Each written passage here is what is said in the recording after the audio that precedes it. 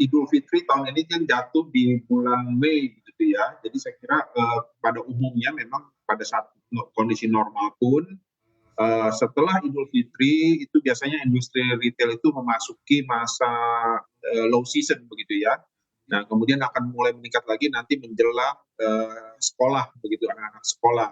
Kemudian saya kira faktor berikutnya lagi adalah memang setelah Idul Fitri itu memang pertama memang tidak terjadi lonjakan jumlah kasus positif COVID-19, tetapi sempat terjadi peningkatan sedikit begitu ya terhadap jumlah kasus positif, sehingga pemerintah pun sempat mencabut kembali pelonggaran-pelonggaran yang tadinya misalkan diberikan harus tidak perlu wajib masker di area terbuka, kemudian kan dirubah juga, diralat kembali. Jadi saya kira itu juga yang sedikit memberikan sentimen negatif gitu ya terhadap industri retail.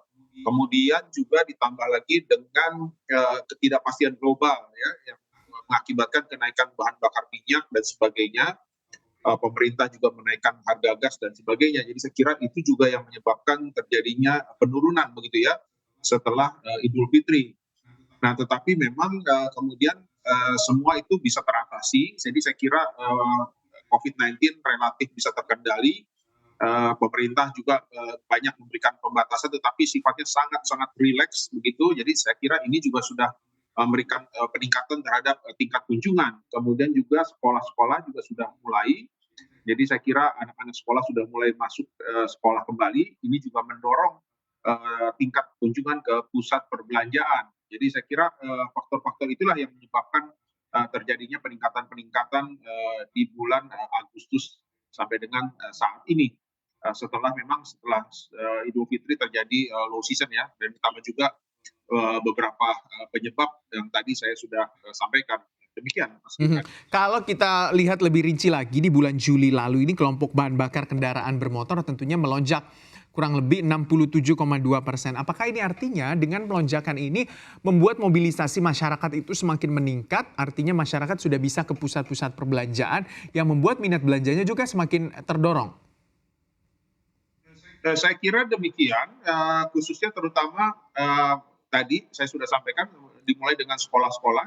Sekolah ini kan sudah bisa tatap muka, jadi memang umumnya kalau sekolah-sekolah sudah bisa tatap muka ini terjadi peningkatan penggunaan kendaraan-kendaraan begitu ya. Jadi ini mendorong ke arah sana dan tentunya ini juga kalau sekolah-sekolah ini sudah mulai aktif tentunya juga ini berdampak terhadap tingkat kunjungan ke pusat perbelanjaan.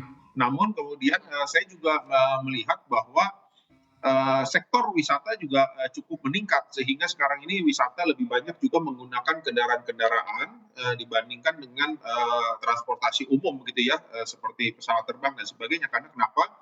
Karena infrastruktur jalan tol sudah pemerintah sudah Pak Jokowi sudah menyiapkan infrastruktur yang sangat baik saya kira jalan tol. Jadi sekarang juga masyarakat ini terdata dari pusat-pusat perbelanjaan yang berada di luar kota, itu yang berada di dekat jalur-jalur jalan tol seperti Semarang, Solo, Jogja, bahkan itu masyarakat Indonesia, masyarakat Jakarta sekarang itu kalau weekend berakhir pekan itu ya ke Semarang, ke Jogja, ke Solo menggunakan kendaraan-kendaraan karena infrastrukturnya cukup baik dan ini juga mengakibatkan tingkat kunjungan meningkat di pusat-pusat perbelanjaan tersebut ya di beberapa kota di Jawa Barat, Jawa Tengah dan juga bahkan Jawa Timur. Jadi saya kira ini juga yang mendorong faktor saya kira kenapa terjadi peningkatan mobilitas begitu tinggi begitu. Oke, baik. Saya mau ke Pak Roy Mande. Pak Roy, terima kasih sudah bergabung bersama kami tentunya di Profit CNBC Indonesia. Kita bahas soal bagaimana minat belanja masyarakat yang sudah mulai meningkat. Dari sisi peritel sendiri atau pengusaha retail, Anda melihat apakah yang dilakukan oleh pengusaha-pengusaha retail ini agar tentunya menarik kembali minat masyarakat sehingga minat belanjanya bisa mengalami peningkatan? Ya, terima kasih. Jadi apa yang tadi disampaikan oleh Pak Alphonse berkaitan dengan mobilitas yang sudah mulai saat ini berangsur-angsur lebih baik dan normal, kita mengapresiasi pemerintah atas apa upaya yang dilakukan untuk kelonggaran ini. Karena kita tahu bahwa mall dan retail itu sangat tergantung dengan level dari PPKM. Ketika level PPKM sudah mulai kepada level yang paling rendah, level 1, di mana hampir sekitar 80% sekarang sudah level 1, mudah-mudahan ini akan terus membaik. Itu yang pertama.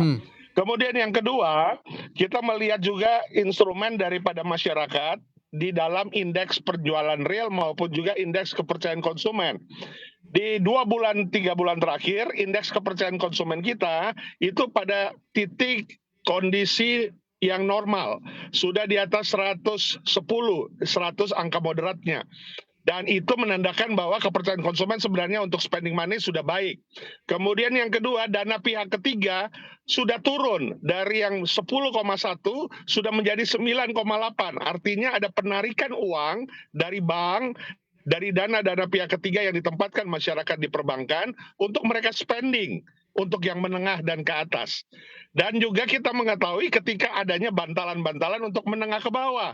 Itu supaya mudah-mudahan tidak terjadi atau tergerusnya daya beli akibat inflasi kita yang sudah hampir sekitar 5% plus minus.